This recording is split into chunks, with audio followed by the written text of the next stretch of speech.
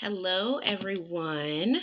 My name is Dr. Calynn Lawrence, and I am the founder of the Holistic Healing Source. I am very excited to share today's lesson with you all. Just so you have a little bit of a background on me, I have a doctorate in pastoral counseling, and I am a multi board certified trauma specialist, as well as a credentialed neurocriminology and neuropsychotherapy professional.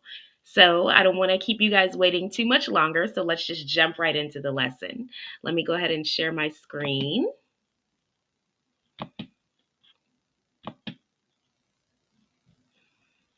All right, guys, I am going to present the slideshow.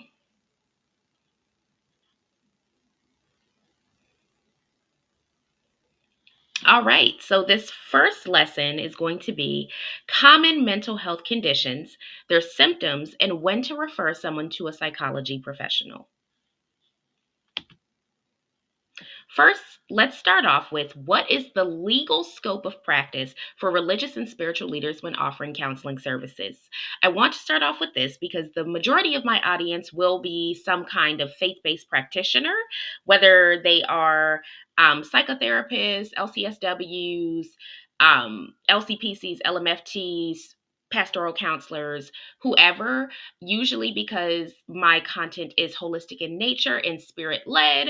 A lot of them will be coming from a place of operating as a faith-based therapist. So I want to throw this out there for the people who may be pastoral counselors solely and may not have that other state level licensure. So, what is the legal scope of practice for religious and spiritual leaders when offering counseling services? Well, the scope of practice varies between US states and other countries. However, the general idea is that spiritual and religious practitioners ought to offer counseling that is rooted in whatever faith in which they are ordained. For example, if you are an interfaith minister licensed through an interfaith organization like myself, I have an interfaith ministerial license through Universal Life Church. They are non denominational, they are comprised of people of every major religion. You may be able to offer faith based counseling for a variety of religions, such as myself. However, if you are a Christian minister, for example, licensed through a Christian church, you should really only focus on people of that group because your ordination is within Christianity and Christianity only. And likely your knowledge base is probably only within Christianity in terms of doctrine and things like that, which is very important when offering spiritual counseling or coaching services. So, you should also research the appropriate scope of practice for where you'll be working. So, your state and country, you should additionally research that in case there's any added stipulations around titles you can use, therapies you can use, methods you can use, populations you can work with. But that is the general gist of it. So, how does doctrinal or religious guidance and counseling differ from faith based therapy and clinical counseling? So, there are generally three umbrellas of service that pastoral counselors can offer that depend on their education and credentials. The first one's going to be doctrinal counseling or religious guidance. All clergy, regardless of education, are able to do this. This includes providing life advice to members of your faith group that doesn't involve clinical mental health treatment and is based purely on the teachings of your religion, i.e., a couple coming to visit their priest for guidance on how to cultivate a biblically harmonious marriage. The second one would be faith based therapy, which is what I provide. This is for credentialed pastoral counselors who hold relevant degrees, usually at least a bachelor's, from either a university or seminary. And have ample training in both psychology and theology. A relevant board certification is also highly recommended. This service involves blending scientific concepts with spiritual theories with the goal of helping the client find peace and prosperity through their faith. I.e., a client comes to a faith based therapist for help coping with their depression and anxiety through spiritual practices. And the third would be clinical counseling and therapy. And this is emphasis on this only to be done by government licensed mental health professionals, usually with at least a master's degree. So those are going to be your LCPCs, your LCSWs, your LMFTs, psychologists. Those are going to be those people. This is purely science and medicine based. Occasionally, religious or spiritual discussion may occur per client request, but it is not foundational to their treatment modalities at all. An example of this would be a patient in the hospital sees a psychologist or a psychiatrist for diagnostic assessment or medication management. Next, we're going to go over some very basic neurology fundamentals, covering parts of the brain and their unique functions. So, as you can see from our visual in this slide, the brain has several components that work on different things. The brain is not a singular operating machine where it's either broken or functioning. It has several areas that can be very strong or very weak or a mix of both, depending on the individual, their circumstances, their health, all of that. And I just want to emphasize that. So, for example, as you can see in the diagram, you have the frontal lobe, the parietal lobe, the occipital lobe, the cerebellum, the brainstem, the temporal lobe, and all of these, as you can see in the diagram, have different things that they do. And I just wanted to show this visual because a lot of people who have not taken up psychology courses don't understand that someone can have a clinical mental health condition in one area of function and be perfectly, perfectly normal or functioning in another area. So it's not always so simple as, oh, that person is completely incapacitated, so they must have some mental health conditions they need to deal with. Or, oh, that person is very high functioning. They can't possibly have any real mental health conditions. I mean, they do so good in school, they go to work every day, blah, blah, blah, blah, blah. Like, I need people to understand that.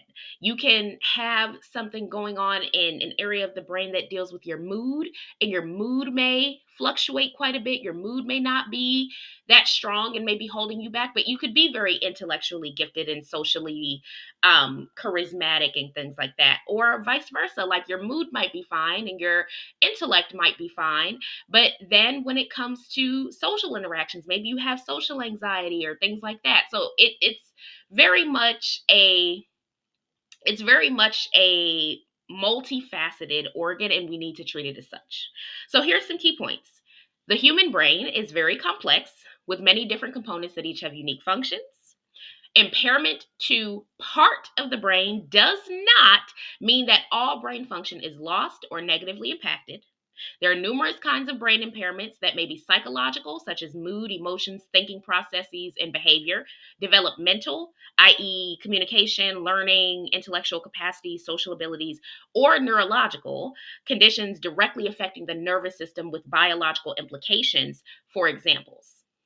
And lastly, that mental health conditions are just as real and serious as visible physical disabilities. Thus, they should be treated as such. No, people can't just change their mindset to make them go away in the same way an amputee can't just grow their limb back.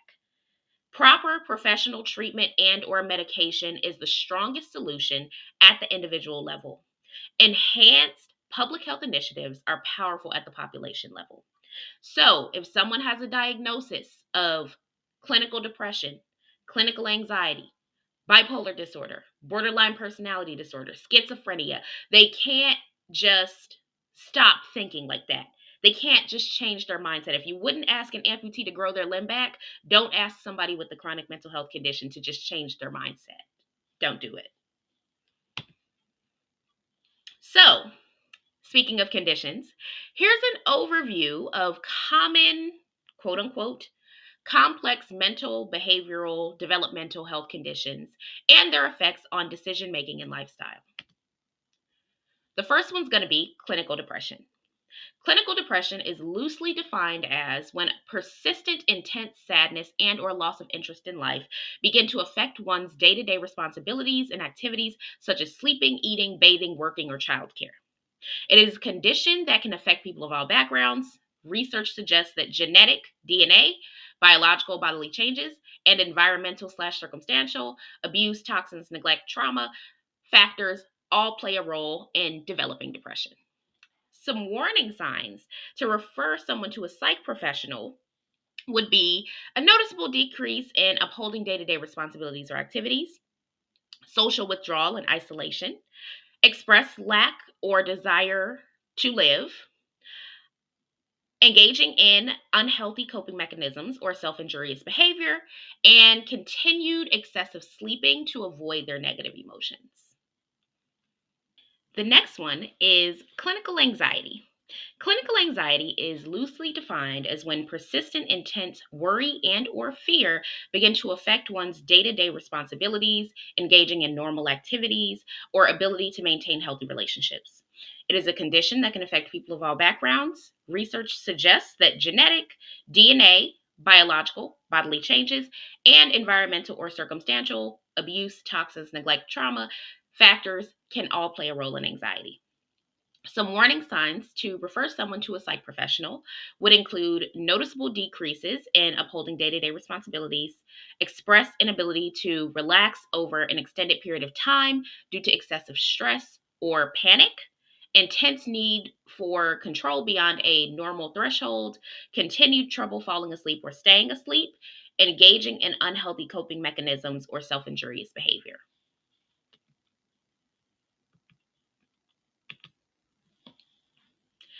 The next one is going to be bipolar disorder. Bipolar disorder is loosely defined as a mental health condition that causes clear shifts in a person's mood, energy, activity levels, and concentration. People with bipolar disorder often experience periods of intense manic episodes, high levels of elated, irritable, or energized behavior, and depression. It is a condition that can affect people of all backgrounds. Research suggests that genetic, DNA, neurological differences in brain function and brain chemistry, and environmental or circumstantial abuse, toxins, neglect, trauma factors can all play a role in bipolar development. Some warning signs to refer someone to a psych professional would include drastic, often unprovoked shifts in mood, highly sensitive emotions, irregular commitment to activities or responsibilities, noticeable fluctuation in energy levels, and engaging in unhealthy coping mechanisms, risk taking, or self injurious behavior. The next one is post traumatic stress disorder, PTSD for short. PTSD is a mental health condition that causes a range of intense negative psychosomatic symptoms. Psychosomatic meaning mind body. That's the clinical term for mind body symptoms over an extended period of time following a traumatizing experience. It is a condition that can affect people of all backgrounds. Research suggests that genetic, DNA, biological bodily changes, and environmental or circumstantial abuse, toxins, neglect, trauma factors can all play a role in PTSD development.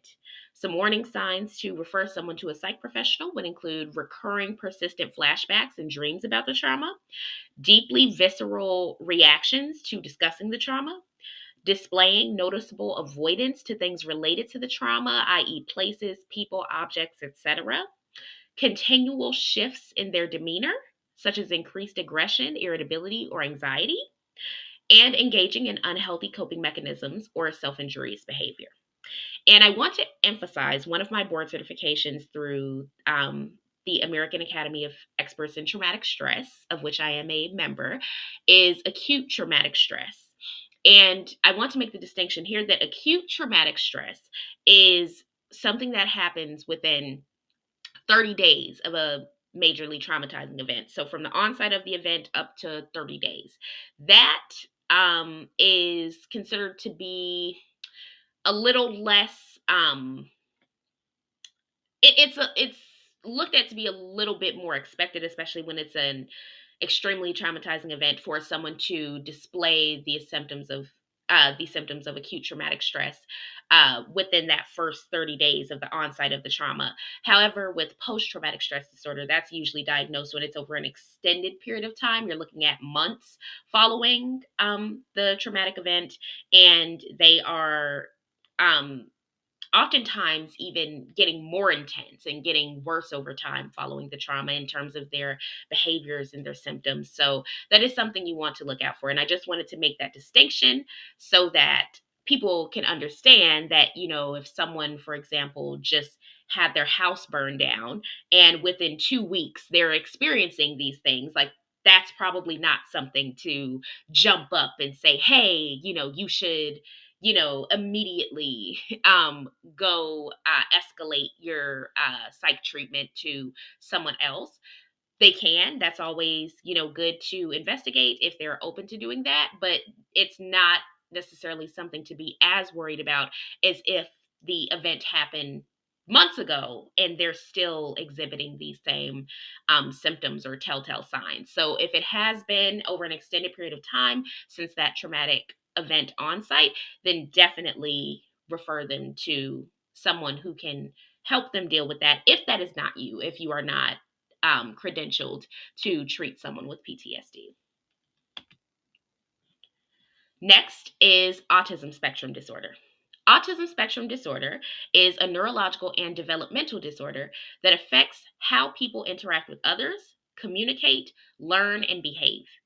Although autism can be diagnosed at any age, it is described as a developmental disorder because symptoms generally appear within the first 2 years of life. It is a condition that can affect people of all backgrounds. Research suggests that genetic, DNA, and neurological differences in brain function and activity and chemistry factors all play a role in autism development. Some warning signs to refer someone to a psych professional would be continued difficulty with social interactions, limited capacity for dealing with people. And I want to also clarify with this, again, thinking in terms of noticeable shifts. So someone being shy or maybe just being introverted, that is not the same as what this is referring to. This is referring to someone who may have a very hard time making friends over an extended period of time, someone who has a very, very low threshold for social interactions to the point where they maybe don't have any friends that they regularly communicate with, or if they do, it's very few. Someone who, is overly avoidant of dealing with people to where certain things that may be considered normal day-to-day activities and recreation and all of that, those may be things that they avoid because their social capacity is usually a lot more limited. Next would be communication struggles or delays, higher than average sensory responses to sound, light, smells, textures, etc. Engaging in repetitive behaviors such as spinning, rocking, tapping, etc. Again, on a regular basis, not just here and there. Strict adherence to routines and processes. And also, I want to, with this one, highlight it's not just someone being, very timely, very organized. It's a noticeable, very visceral reaction that some will get when they have to veer from their day-to-day routine or whatever schedule they had set out. It's a deeper level of upset than just, oh, I had to reschedule this to tomorrow, no big deal, or oh, I had to reschedule this to tomorrow, I'm kind of peeved about it, but it is what it is. It's a much deeper reaction than that, to where veering from the schedule may send someone into a full meltdown. So I just want to make that distinction as well. And lastly, behavioral issues and or difficulty concentrating or staying still are also things to look out for as well. So someone may have all or some of these symptoms, but if you're noticing, especially like I say, um, much higher than average levels of multiple of these things, then it is something to talk about. Next would be gender dysphoria. So, this one, especially within the faith based communities, among clergy, pastoral counselors, all of that, is considered to be very controversial. A lot of people, especially within religious communities tend to not take it as seriously because, for at least, especially with the Abrahamic religions, being transgender is unfortunately not looked upon, generally speaking. Obviously there's different congregations and denominations that may be a little bit more liberal, but generally speaking, especially within the Abrahamic religions, being transgender is not looked at in a positive light per se, which is an issue within itself. But I do think it's very important to acknowledge gender dysphoria as an actual scientific health condition that affects people with real consequences if left untreated. I want to emphasize that. So let's get into that. Gender dysphoria is defined by severe or persistent distress associated with an incongruence between one's gender identity.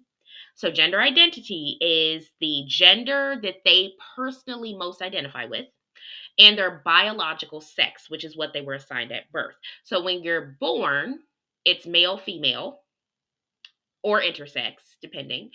Um, and that would be what the biological sex is. But one's gender identity, what they personally align with, doesn't necessarily have to match. So when it doesn't match, that is when the potential for gender dysphoria comes in. It is estimated that 1.4 million Americans and 25 million people worldwide identify as transgender, and that 0.6% of Americans experience gender dysphoria.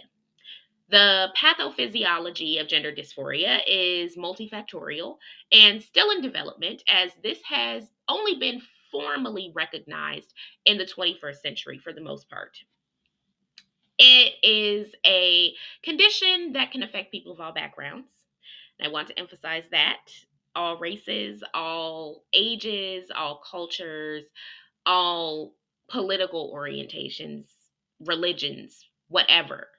Anyone can be affected by any of these conditions that I'm discussing, but I want to emphasize for gender dysphoria because so many people think, oh, it could never be me, it could never be my son or my daughter or my whoever, my sibling, but it really can affect anyone. And I just want to emphasize that because this one is largely not taken seriously by so many people, which is alarming because trans people have some of the highest rates of violence against them and some of the highest rates of suicide. So please take this seriously, people. Research suggests that genetic, DNA, neurological differences in brain function and chemistry, and environmental or circumstantial abuse, toxins, neglect, trauma factors all play a role in gender dysphoria development. Some warning signs to refer someone to a psych professional would include expressed distress around their biological sex and its incongruence with their gender identity. And when I say express distress, I mean that they have come out and spoken openly and passionately about not feeling like they were born in the right body, per se, in terms of their gender identity. And that's usually going to be shown over a period of time, not just a one time thing. That's usually going to be continual. An intense practice or desire of ridding themselves of the traditional characteristics associated with their biological sex, or taking on traditional characteristics associated with their gender identity. So I want to clarify for this one as well. When I say an intense practice or desire of ridding themselves of those traditional characteristics, I mean that they will go very they'll be very intentional about, let's say, someone is biologically born female.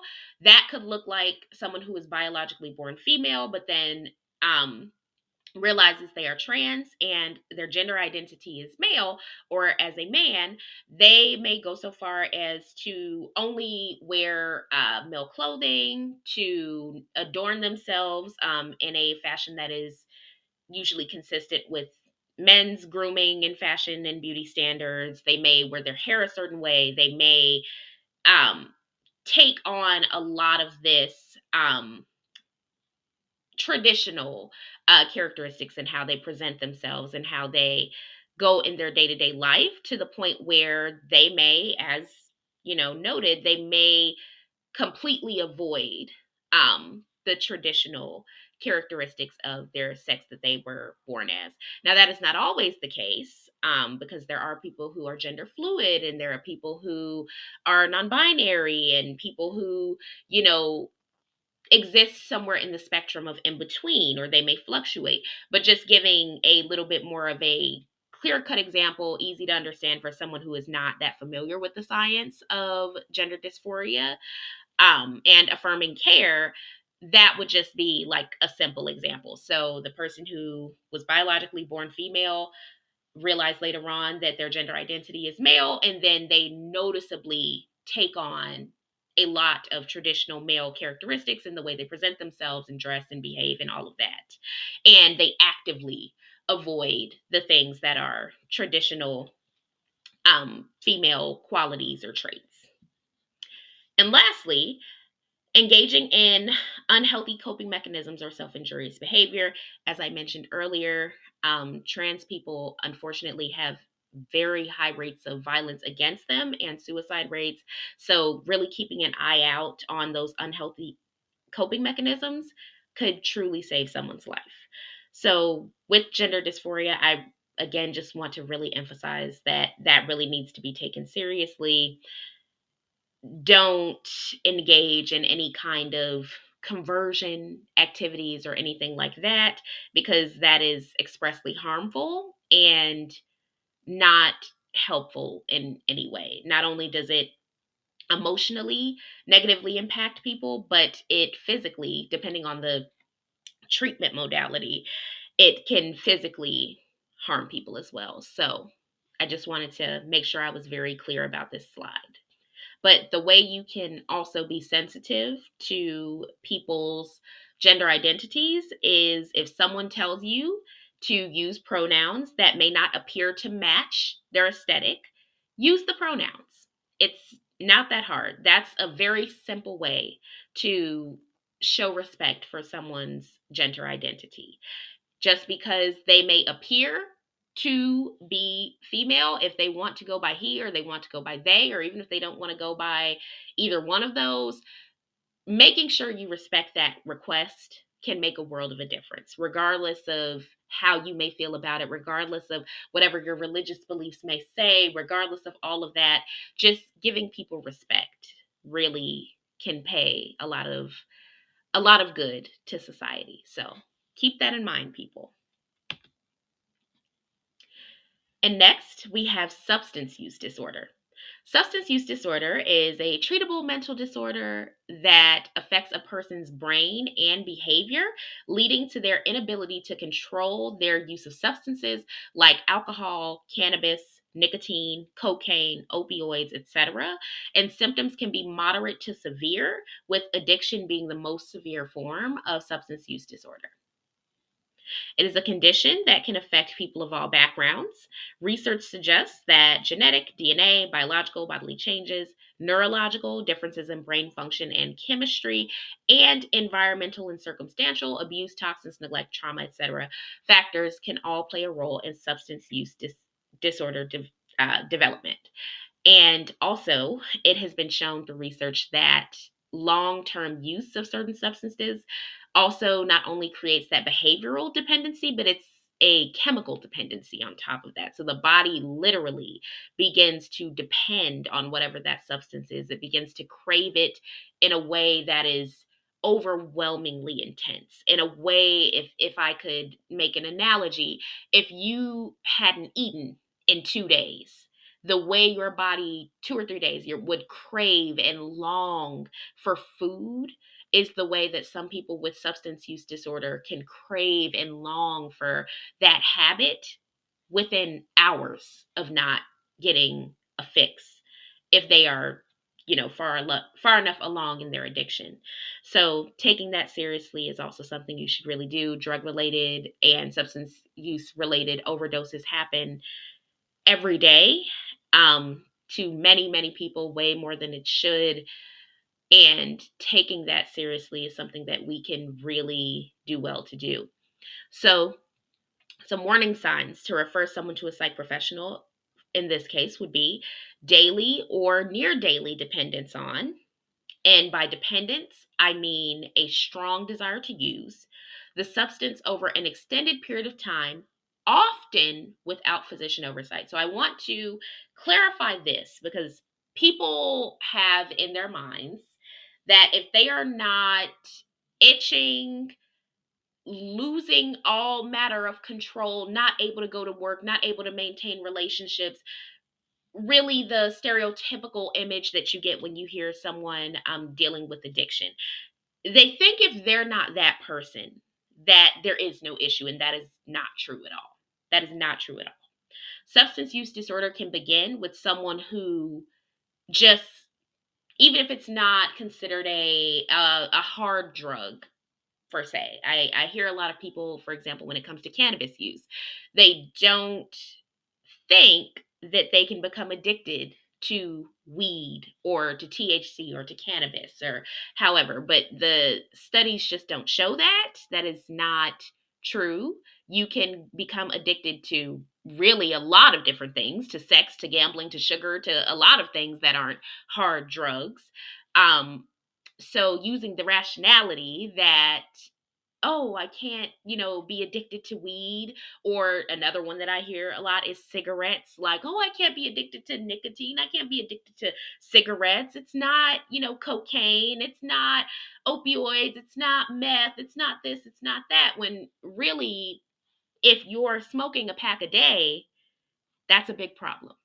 If you have to smoke weed every day without, again, without physician oversight, meaning you are not under the care of a healthcare provider who knows that you are engaging in this and they are approving of that engaging, like it, that very well could be just as much of a problem and a sign that you should look into some other areas of coping to build up those skills outside of having to depend on something that is not physician prescribed and oversaw, because many people start off their journey with substance use disorder by doing that. And like I say, doesn't have to be anything that's considered a hard drug. It could be alcohol, it could be weed, it could be cigarettes. Those things count too. And I just want to make that distinction. So, if that is you, not a lot of people like to hear that, right? And as someone who, battled with very heavy drinking in my early 20s and, has substance use disorder running in my family, with a lot of people that I know, I also know what it's like to get defensive. But if that is you, if you're smoking even cigarettes, you know, every day, multiple times a day, if you're smoking weed every day without physician oversight and prescription, that is something to keep on your radar and be aware of, because that can become a much bigger problem in the long run. Next, express negative emotions when sober, such as sadness, anger, anxiety, or irritability. So this ties into that first one too.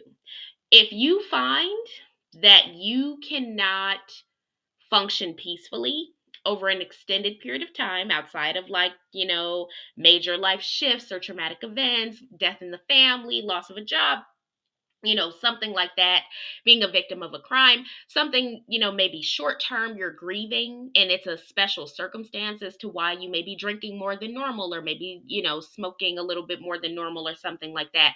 Outside of those things, if this is an ongoing thing for you for years throughout your life, where you notice that when you are sober and you're not able to get, that pack of cigarettes a day or half a pack or whatever, or if you're not able to drink those few drinks every night, or if you're not able to, smoke your weed every single night, if you notice that without that, when you are sober, you are experiencing intense sadness, anger, anxiety, or irritability, that's a sign too that that could be leading to substance use disorder. So be aware of that.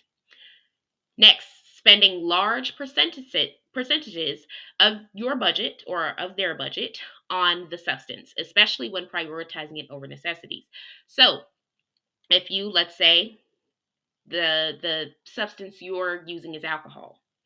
If you would rather, at the end of the day, purchase that fifth of vodka, using vodka because I'm a vodka girly. If you would rather purchase that fifth of vodka than pay your cell phone bill,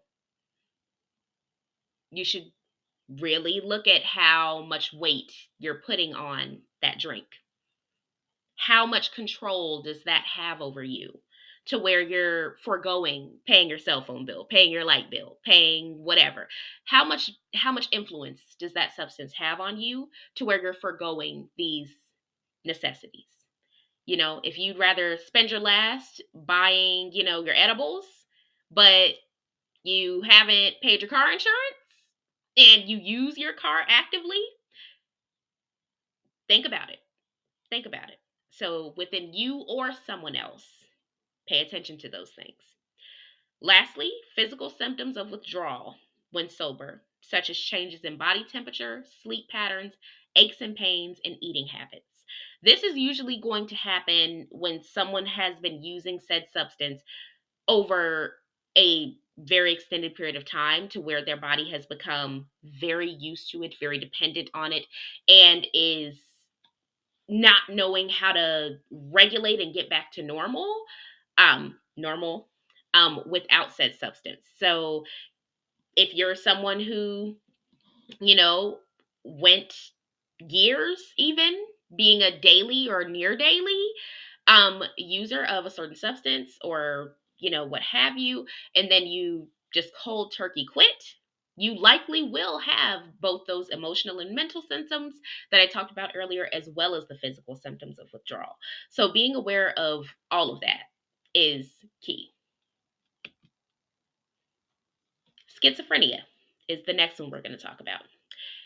And I want to emphasize with schizophrenia, especially schizophrenia and schizoaffective disorder, I want to emphasize because a lot of religious leaders love to chalk this up to demon possession or a spirit possession of some form. They may not call it a demon. Let's stop that.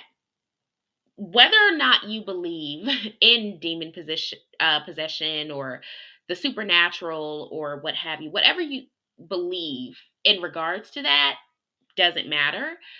Let's start treating people in the way that can tangibly help them and that has been scientifically proven to be much more effective than just doing exorcisms or then just shunning them or telling them, oh, what are you reading? Are you reading the wrong books? Are you watching the wrong TV? Or whatever. Let's look at these signs as being manifestations of physical um when I say that, I mean more so neurological and biological abnormalities that can truly be affecting their day-to-day life, that can be helped drastically with proper medication and intervention. The number of people that I know who either had schizoaffective disorder or schizophrenia, and even if they didn't have those things, but they were maybe having some trauma related hallucinations shortly after the onset of a traumatic event, the number of people I know who went to their clergy, their pastors, their priests, their imams, their rabbis, the people who went to their faith leaders and talked to them about these things and were in one way or another told that this was a result of some kind of supernatural intervention, and they either didn't get help until it was far later, or they were so ashamed about it that they were never able to come to a place of what should be solitude and community and support. They were never able to really bring it up there anymore because they were scared of being marked as this person who was unduly influenced by evil, essentially due to the hallucinations that they were having. So let's stop doing that, is my point. Schizophrenia is a serious mental health condition that affects how a person thinks, feels, and behaves. People with schizophrenia may seem as though they have lost touch with reality on a consistent basis, which can be distressing for them and their family and friends. It is a condition that can affect people of all backgrounds, as with pretty much all of these. Research suggests that genetic, DNA, neurological, differences in brain function and chemistry, and environmental or circumstantial, abuse, toxins, neglect, trauma, factors all can play a role in schizophrenia development. Some warning signs to refer someone to a psych professional would include recurring hallucinations, visual and or auditory, it can be either, not caused by drug use. So I want to emphasize that not caused by drug use, because as we talked about in the previous slide with substance use disorder, there are quite a few substances that can cause recurring hallucinations, especially if you're using them regularly. So this is usually not going to be someone who's actively using substances regularly. If you know this person is either not using substances at all, or maybe they're just like a social drinker or a social smoker, but they're still having these recurring hallucinations, visual and or auditory, that's what I mean by that bullet point. The next one, intense paranoia. So a much higher level than average of constantly fearing like someone or something is going to get them. And they usually will either physically show signs of being constantly uneasy, or they may vocalize it. Social isolation and difficulty maintaining close relationships, again, also stemming from that paranoia. Many of them may deal with intense, for example, agoraphobia, or they may have very high levels of social unease and anxiety because they are dealing with that intense paranoia. Or it could also be that the hallucinations that they are experiencing, perhaps those hallucinations, if they're thinking it's a voice from God or a voice from, some kind of spirit being or the universe, if that voice is encouraging maladaptive behaviors such as, you know, harming themselves or their friends or their family, or not, talking to anyone else or not being around anyone else, that can also influence that social isolation and the difficulty maintaining the close relationships. Next would be ongoing bizarre or illogical behavior and habits. Again, not just an isolated incident, not just a singular habit, but multiple habits over an ongoing period of time. You're going to notice certain things that are just deemed to be a little bit, maybe extreme, even. So, an example would be, like I just said, agoraphobia, which is not always tied to schizophrenia or a schizoaffective disorder. So, I want to clarify that. But with agoraphobia, for example, if someone is so terrified to leave the house that they forgo going to work, school, the doctor, the grocery store, all of that, and they just cannot break that fear on their own, it could be a serious situation. And the fear of going outside is just so intense that they're frozen, even in a serious situation where they really do need to leave their house. That would be an example of that kind of bizarre or illogical behavior that I'm referencing in this slide.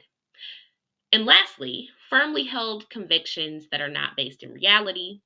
So when I say this, I'm not so much talking about, um, for example, faith related convictions, because truthfully speaking, as someone who is a Christian herself and got her doctorate specifically in pastoral counseling, there is no religion or faith that is able to be proved scientifically definitively. There is not a single one that exists that is able to be proven without a doubt.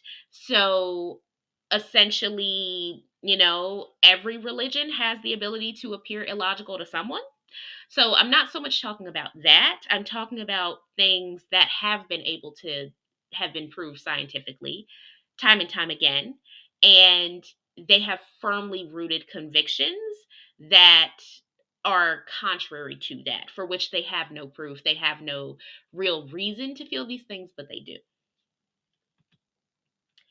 And that's going to be the end of this particular presentation. We're going to go ahead and start the next one. But this is the reference slide. If you see the references, you can look them up on your own. Some of them even have links that you can easily visit. But within all of my presentations, I include reference slides with APA formatted references so that you all can do further research if you're so inclined. Thank you so much for joining us, and we're going to go ahead and start the next one.